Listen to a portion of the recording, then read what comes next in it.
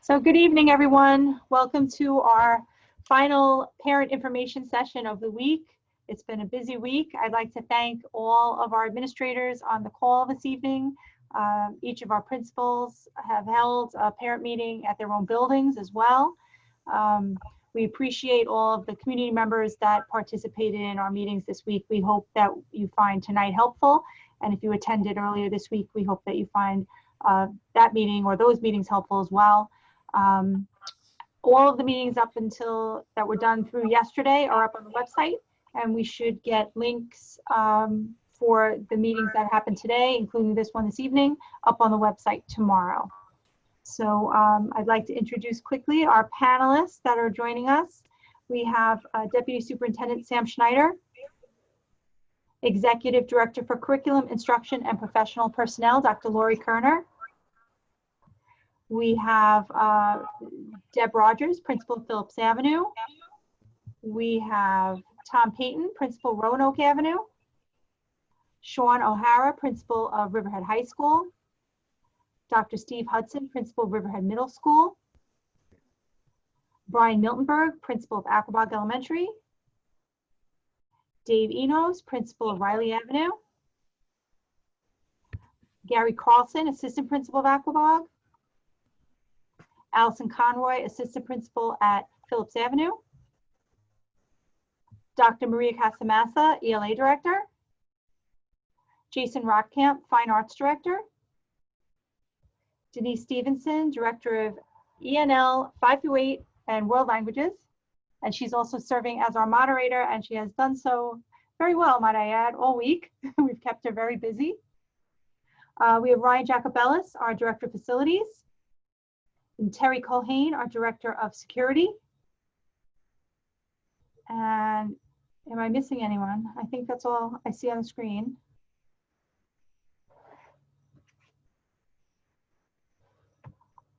Okay. So tonight we're going to share with you our general overview of what reopening will look like. We know that this is a difficult time for families. Lots of decisions needed to be made in the past couple of weeks. And September 3rd will be here before we know it, which will be our official first day of school. The principals and administrators on the call tonight, as well as those that aren't joining us, everyone's been working very hard to develop specific plans for their buildings, which all follow the guidelines that we're presenting tonight. So without any further ado, let me share my screen.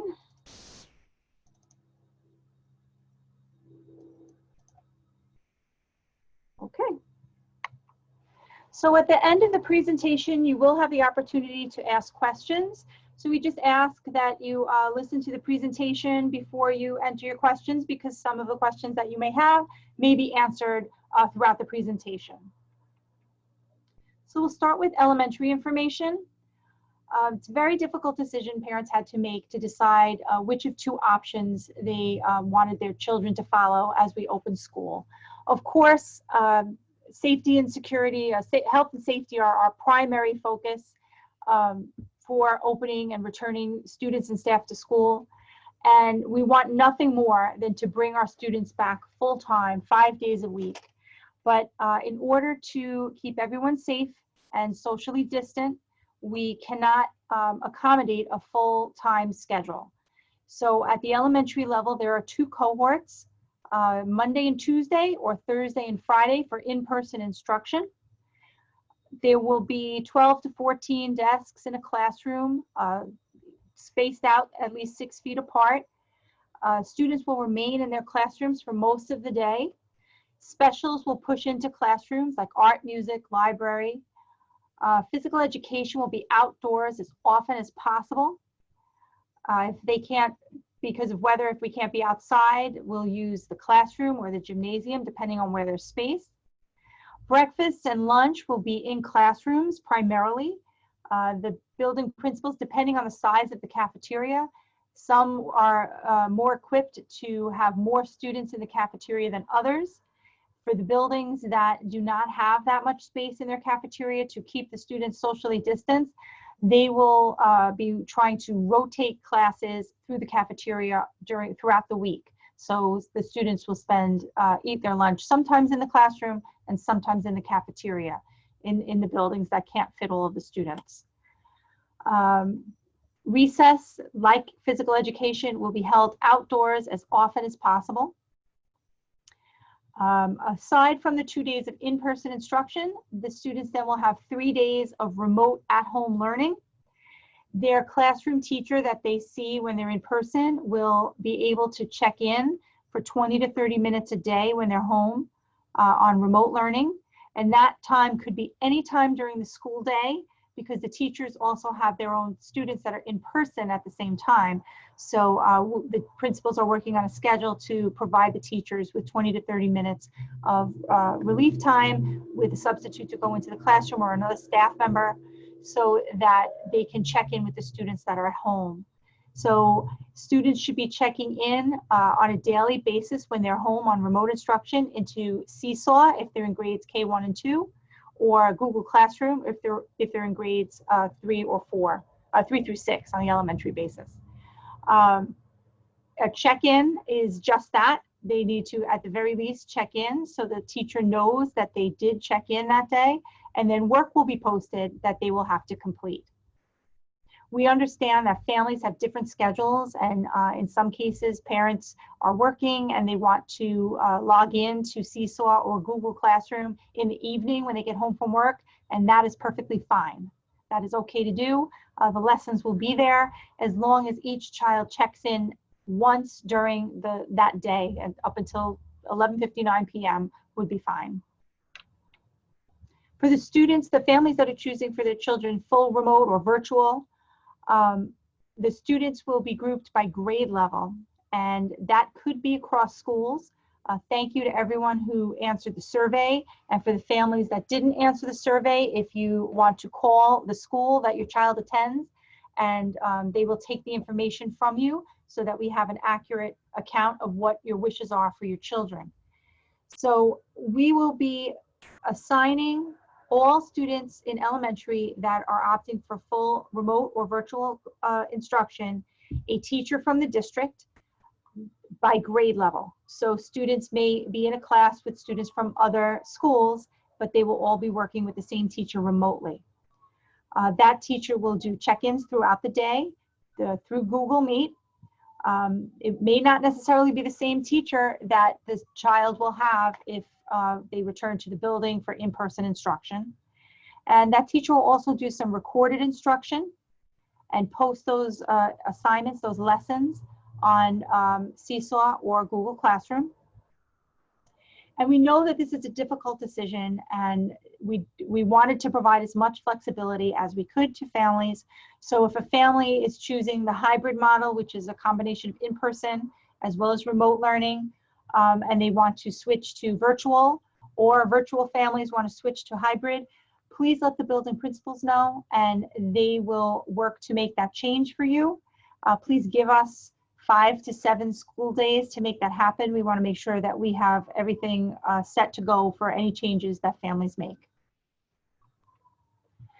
For elementary students, if they receive AIS in math or reading, or resource room services, English as a new language services, speech, OT, PT, counseling, those services will be provided during in-person instruction as well as during remote learning.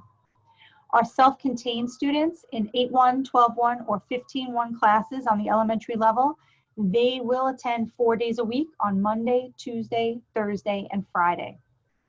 On Wednesdays, teachers will be checking in with their students, and they will also be using that time to record lessons for the days that their students are home on remote instruction. The teachers will be attending building meetings, because there are still conversations that need to be had regarding students and making sure we're meeting their needs. Also, professional development opportunities for teachers will be provided so that they can continue to provide the best instruction remotely as well as in person. On the secondary level, our classes, some of our classes in grades 7 through 12 have upwards to 30, 32, even 33 students in them. Some classes are smaller than that, but when we look at a class roster of 30 students and we can only socially distance 12 to 14 students in a classroom at a time, we realized that we needed to divide our 7 through 12 students into 3 cohorts or 3 groups. So the hybrid model on the secondary level will revolve around a 6-day cycle with the students attending 2 consecutive days in that cycle. So assuming there are no holidays in the course of a month, one cohort may start on a Monday, Tuesday in person, and then they will stay home until the following week when they will come in on Tuesday, Wednesday in person, and then they will stay home until the following week where they'll come in on Wednesday, Thursday in person. So all of these schedules will be shared with families, mailed out by the end of next week. You may not receive them possibly until September 1st is possible, so don't worry. It's a work in progress. There's a lot of information that our buildings are getting out to families, and they want to make sure that they have the most accurate information about where the students are being placed.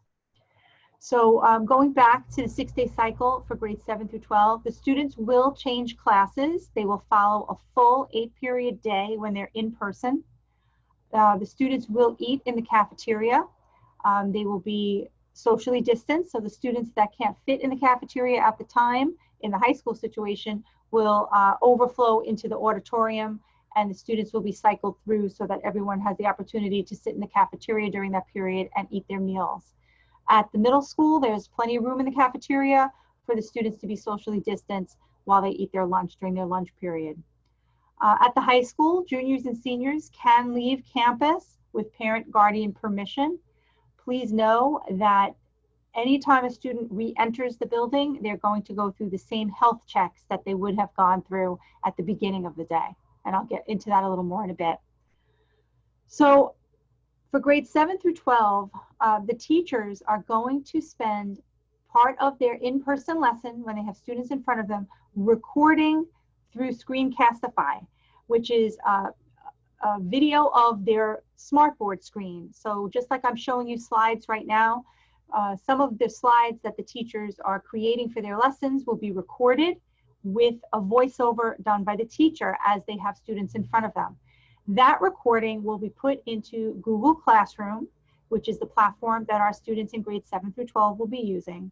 And the students will be able to access that at some point in the school day and then following days as well. So please know that a teacher may be teaching a class for the first time that day, 8th period. So that's when that lesson will be recorded. So don't expect them to post that lesson until after the school day ends. And that's okay. Just like I mentioned on the elementary level, the students will need to check in, and they can do so up until 11:59 p.m. And get credit for attendance for that day. So the teachers will be posting additional assignments as well to supplement the instruction for the students when they're home, but they will also get a daily recording. For the secondary students in grades 7 through 12, that will be on a full remote or full virtual model. They are going to still be on their teacher's roster, and they are going to be able to access those lessons that are recorded every day. Please know that some electives, especially at the high school level, may not be available for the full remote option because they may require some materials or access to certain computer programs that can only be accessed when they're physically at school. So when the schedules go home, you may see a modification as to what your child may have requested if they're on full remote in regards to electives. So assignments, besides the recorded instruction, assignments will be posted daily on Google Classroom.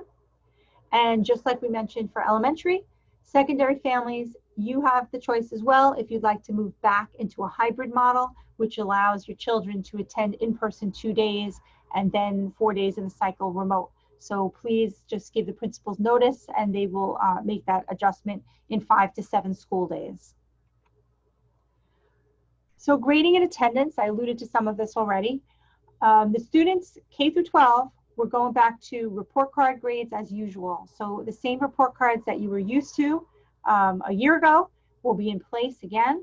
So for grades 5 through 12, they will get 4 report cards a year, November, January, April, and June. And our K4 students will get 3 report cards a year in December, March, and June. Attendance will be taken on a daily basis, whether they're in person or remote. In person is much easier and simpler. If the student appears to the teacher in the class, then they will get credit for attending that class, just as they did prior. If it's a remote day or if they're on full remote, as long as the student logs into their platform, which is Seesaw for grades K through 2 and Google Classroom for grades 3 through 12, if they log in at any point during the day, up until 11:59 p.m., they will be able to get credit for attending that day. Now, attendance is different from the report card grade. So just because a student logs in and they check what their assignments are, that doesn't necessarily mean that they're going to have a good report card grade.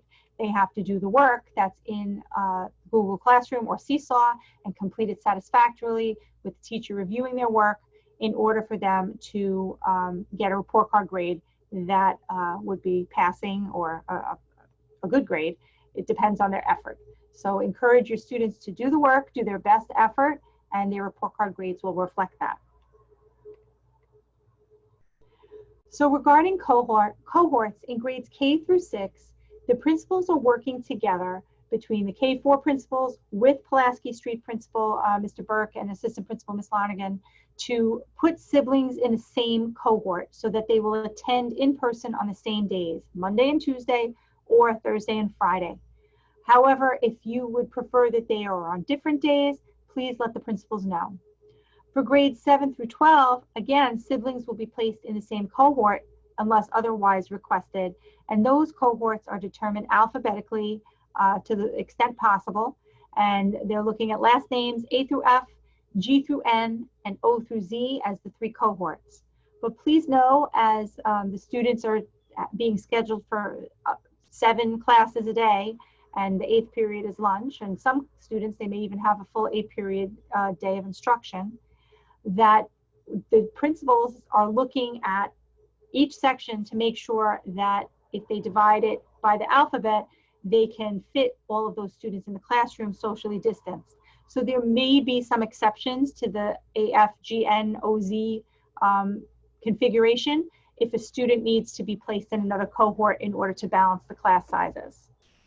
All of this information regarding what cohort your child's in, who the elementary teachers are, who the virtual teachers will be, all of that information will be mailed home on the elementary level by the end of next week. I believe on the secondary level, on the first day of school, the students will be able to access the portal and see their schedules. But we do have the principals with us so they can clarify some things at the end of this presentation as well. Mask protocols. The health and safety of our staff and students is our #1 priority during this difficult time. So we are requiring all staff and students to wear masks throughout the day. These face coverings or masks must be worn when the students get on the school bus, enter the building, walk through the hallways, sit in the classroom, common areas. Even if they're going into the cafeteria, if they're getting lunch, a school lunch, and they're online to pick up that lunch, they need to wear a mask during that time. Only when they sit down, either in the cafeteria or the classroom to eat their meal, can they take the mask off, provided that they are at least 6 feet apart and proper social distance. So we are also offering mask breaks throughout the day. It's a long time for students to wear a mask. It's difficult for us as adults to wear masks that long. And we recognize that students, as they've been home for almost 6 months, they probably haven't had the need to wear a mask for that many hours a day. So we ask that you get them used to that, make them understand that it is important that they wear those masks. It is for the safety of others and themselves. So the mask breaks on elementary level will be every 30 minutes. They'll get a 3-minute mask break. with the exception of lunch, snack, and recess. And on the secondary level, the students will get a 3-minute mask break at the end of each period. Then the bell will ring on the secondary level. They will put their masks back on and head out into the hallway to go to their next class. So we're asking families to provide the students with extra masks, 1 or 2 extra a day. It's possible for masks to get lost, to get dirty, and we want to make sure that the students have what they need. We will be providing masks if a student attempts to board a bus or come into school without a mask. And again, during the day, if they don't have a spare mask and something happens to their mask, we will absolutely supply a new mask for them. But I'm sure the students will be very comfortable with bringing in masks from home, and we encourage that. We also encourage the fact that they haven't been wearing masks for this many hours in the day, that you keep in mind that they should be washed on a regular basis. So every 1 or 2 days, the mask should be washed or a new one supplied to the student. So continuing with health and safety, if your child shows any symptoms of COVID-19 or has a fever over 100 degrees, please keep your child home from school. It is recommended that you consult your health provider to determine if COVID-19 testing is needed. If a student becomes ill during the school day, the student will be sent home. A parent, guardian, or emergency contact will be called, and we will advise you to find out from your health professional how you should proceed. The student will not be permitted back to school without a letter from the medical provider stating that they are not infected with COVID-19 and that it is safe for them to return to school activities. If a student becomes ill during the day and they're exhibiting COVID-like symptoms, all of the schools will have an isolation room, which will be right near the nurse's office. We don't want students that have COVID-19 symptoms to be in the nurse's office, because the nurse's office also handles other issues such as student injuries or medication distribution. And we want the students to be able to go about their regular business going into the nurse's office, and we can keep students that have potential symptoms separate. That isolation room will be disinfected after a student is in there and leaves. And if a student or a staff member tests positive for COVID-19, the testing lab will automatically notify the Suffolk County Department of Health. We may not get that information right away, so we are asking all families, if your child gets a positive COVID-19 result, to please notify the school. And then the district, we will work with the Department of Health to assist them with the contact tracing that needs to be done to identify who else may have been in contact with the student that tested positive for COVID-19. So as the students enter the building, they will have a temperature check either by a handheld, contactless thermometer, or a thermometer that will be mounted to the wall that also is contactless. And there will be frequent cleaning throughout the school day of all of the high traffic surfaces. Our custodians, they've been trained, they know they have a large task ahead of them, and we're very grateful for all of the work that they've been doing and will continue to do. They will be doing a deeper clean, a disinfecting after school and evenings. Barriers have been purchased for small group instruction and testing, and individual areas such as psychologist's office, social workers, guidance counselors, small group areas in elementary classrooms. So the students will still wear the mask, but they will also be able to sit a little bit closer with those barriers as additional protection. The classrooms will have the desks all facing in the same direction, K through 12, and those desks will be 6 feet apart, and they've been measured the appropriate way, edge to edge, as per New York State and Department of Health guidance. For the secondary level, since the students will be changing classes every period, we did purchase paper placemat type products that are disposable, that the students will pick up when they enter the classroom, and they can put that on their desk to so that they're not touching the same surface as the student that was in the classroom before them. There will be hand sanitizer throughout all of our buildings, Please encourage your children to use that. You may send hand sanitizer in with your child, but they're not supposed to bring hand sanitizer on the school bus. So if you want your child to have hand sanitizer, it should be dropped off. So all of our buildings are currently, the furniture is being adjusted in the classrooms so that we have the proper setup with all of the desks 6 feet apart. And once all of the furniture is, the excess furniture is moved into other places in the buildings, these hallway markings will begin to go down. And the custodians have started to do this in many of the buildings. So the hallways will be marked to control traffic flow and to promote 6 feet social distancing. There will also be other signs throughout the buildings reminding everyone to keep their mask on and to keep 6 feet apart from each other. Computer devices. We are planning to continue to loan devices to those in need. Chromebooks for grades 3 through 12, iPads for grades K through 2. Many families still have devices from the spring that we loaned at that time. That's good, keep those. We'll be notifying families shortly if we need you to bring those in for a swap. Some of our devices may need to be refreshed. We also have new devices that will be distributed. So hopefully you responded to the survey, and if you needed a device for your student, you indicated that on the survey. If you didn't indicate it on the survey, or if you didn't answer the survey, again, please call the building so that they can get that information. The silver lining in this is that we are on a path to have one-to-one devices for every student in the district, probably at the beginning of the next school year, 2021-22. We're very, very hopeful that by a year from now, we'll be back in school full-time in person, because there is no substitute for in-person instruction.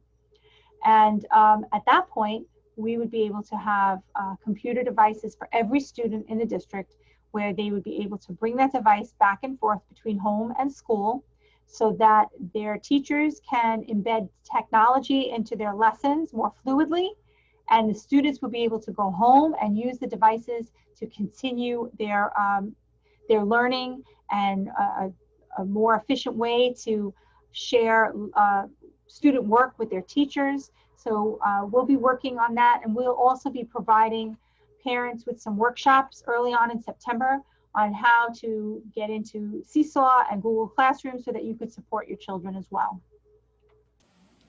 Okay, this is the time where if you have questions for us, please click on the Q&A button at the bottom of your screen if you have a desktop, a laptop, or a cell phone. If you are using an iPad, the Q&A button is at the top of the screen. Please type your answer. We'll be reading those questions aloud and answering them. So, stop share.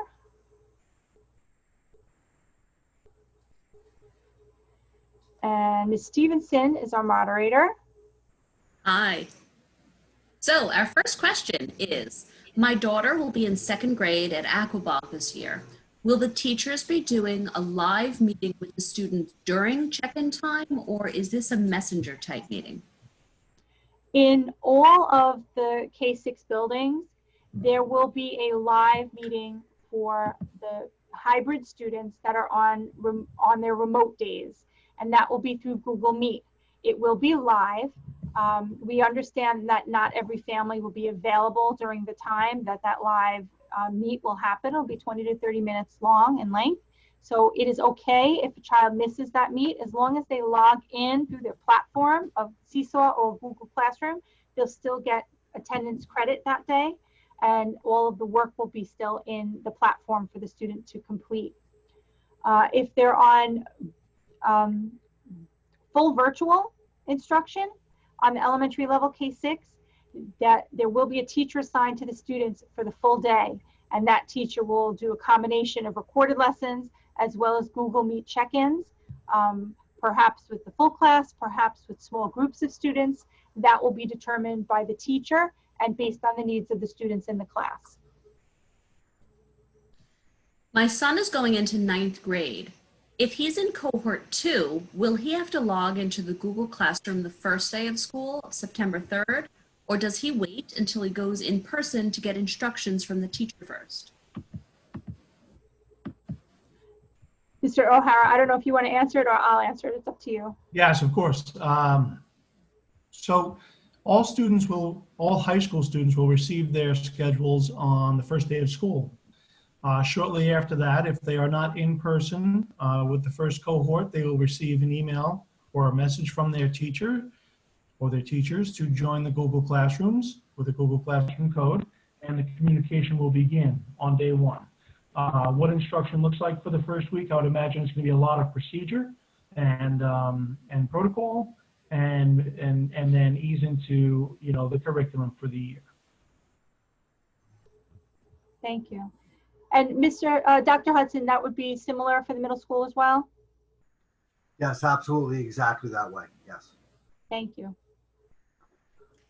There's some appreciation for our hard work. Thank you all so much for your hard work. I appreciate everything you've done to keep my daughter safe. My question is pertaining to the SCOPE program. I know that they are responsible for their own reentry plan, but I just wanted to know if you know anything about it with regards to drop-off and pickup, since it is at Phillips. Do you know if this information will be sent home with the teacher letter, or if you, will be sent home with the teacher letter if you don't know at this moment? Ms. Tono, if you want me, I can take that one for you. Thanks, Ms. Rogers. Sure. We've been in contact with SCOPE. Their plan mirrors our plan and what we are doing here in Riverhead Central School District. For students that are in the AM program, they will be dropped off with our regular K-4 students in the same way that we've done it in the past. We are adding additional entrances to help keep kids distant from one another. If you're picking your child up from the AM session, it will be in the north lot, or we call it the side lot there. And also the PM students, when they come in, we're going to be utilizing that side lot as well. But that information will go home with the students. In addition to, it will be posted on our website. Thank you. Will the playgrounds be sanitized after each class uses the playground? Mr. Jacobellis? Unfortunately, due to the virus, we will not be using the playgrounds during recess or outside play. Thank you. Will the same nurse who deals with non-COVID-like symptoms deal with those who have COVID-like symptoms? Mr. Culhane? They very well may. They've been provided with the proper PPE, which is gowns, gloves, masks, and face shields. So if they do have to deal with a child that is potentially exposed to COVID, because we cannot diagnose for COVID, they will have the proper protection, and they will also be able to protect the children in their charges by changing from room to room. Thank you. Will temperatures be checked before they board the bus? No, unfortunately, we can't set it up the protocol that way, because once a student is at the bus stop and the bus arrives, we are responsible for the student. So we need to make sure the student gets to where they need to be. And so the students will get on the bus. They will be wearing masks on the bus. Siblings or household students will be sitting in the seats together, but then everyone else, for the most part, will be in a separate seat with masks on, windows open as often as possible. And when they get off of the bus, that's when the temperature checks will occur. So that's why it's very important that families should also be checking their children every morning for symptoms. It's encouraged to do a temperature check at home. And if the student does have a fever or is exhibiting symptoms, don't even put them on the bus. Please just keep them home, call the school, let the school know they'll be absent, and take them to a health provider. It'll be also a good opportunity here to mention that for most part, our buses will have 21 or 22 kids on board. As Ms. Tonin mentioned, if there are siblings on the same bus, those students will sit together, so we'll be able to have a few more students on the bus. But we are structuring the bus route so that there's one child per seat and no more. The drivers will have disposable masks available for the students if they come to the stop without their mask. But all students must wear their masks on the bus, as Ms. Tona said. And the other thing is we will encourage students to keep the windows on the bus open to increase circulation on the bus as long as the weather allows. Thank you, Mr. Schneider. Good evening. Thank you for everything you've done to get our children back to school and all the hard work that you've done. The question is, if my elementary age child, K through 4th grade, will be attending full virtual, what will the class size be? I know the hybrid students are expected to be 12 to 15 students. The maximum class size for a full virtual class will be 25. What are the report card months for seniors? Did I have them right before, Mr. O'Hara? So that's a great question. Without the calendar in front of me, November, February, April, and June. It should be the same for all buildings. Principals, how am I doing? They're nodding and smiling. Thank you. How do we get Chromebooks for our high school students? If you indicated on the survey that you needed that for your child, then the buildings have that information. If you didn't, please call the buildings and they'll collect that information from you. And then a question about what day and time to pick up a Chromebook for if anyone needs one. But Yeah, we're developing a schedule for that. We don't have the schedule yet. No hand sanitizer on the bus. Why is that? New York State regulations prohibit any type of alcohol-based liquid on a bus, which includes our hand sanitizers. That's the law. We cannot supersede that. If you want to have your child bring it in, they can drop it off at the school and we'll make sure that they get it. Is Optimum making Wi-Fi available to students and families at a discounted rate? And if so, how do we connect to that service offering? At this time, we're not aware of any discounts that Optimum is offering.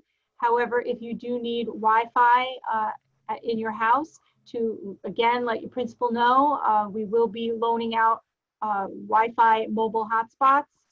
And if you're borrowing a device, we are purchasing additional devices that have built-in Wi-Fi capability, as well as plans for those devices that for families that need Wi-Fi access. So just let us know.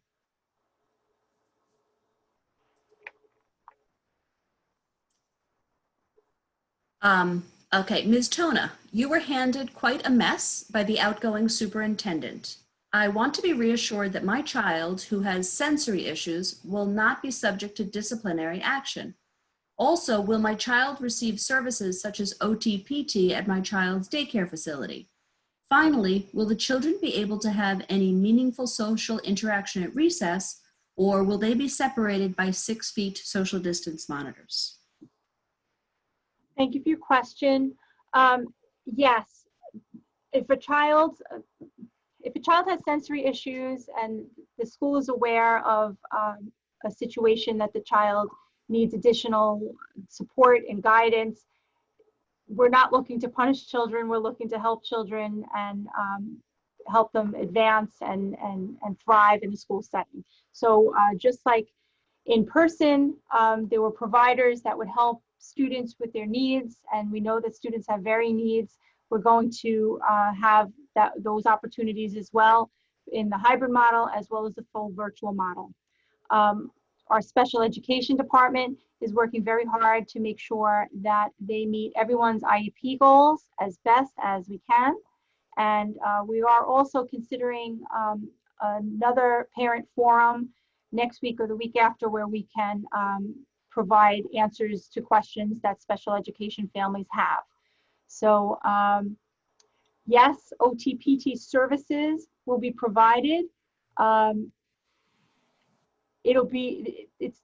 a question I think is best asked directly to Mrs. Mazzaferro if you want to give her a call, because I'm not familiar with your child's specific IEP needs. And we are providing virtual therapy sessions. I don't know what your daycare, childcare facility setup is, so that may be a challenge. Mrs. Mazzaferro is on the call now. Hi, sorry, little connection problem. So it is going to depend on the center where your child is and their programming. We are trying to schedule all our OT and PT services when children are in person. So if they're in person for 2 days of the cycle, that's when we're going to try to schedule them. We do also have a virtual option. So, you know, we'll work with parents to try to make sure that they get that service at a time that's going to work for them. And we can be a little bit flexible in that time. So that's our goal with that. Thank you, Mrs. Mazzaferro. And then as far as that last piece about recess, I'm working with the principals to see if there's a way that we can have the children get out and expend some of that energy that they build up during the day and when they're on recess. Per the New York State guidelines, when you're outside, the mask is needed when you're close to somebody, even if it's less than 6 feet. So there's no reason that the children can't play. We're just trying to figure out a way that they can play where there's no contact and they can expend that energy that they build up during the day. So we're working on ways that we can do that in a meaningful fashion rather than just have them go outside and stand in a box to get fresh air. Thank you. Will the children in elementary be sharing supplies? No. Would any of our elementary principals like to jump in? What we're trying to do is set it up so that the students have individual supplies. You will be getting supply lists from the principals regarding what the teachers have requested for the students to have.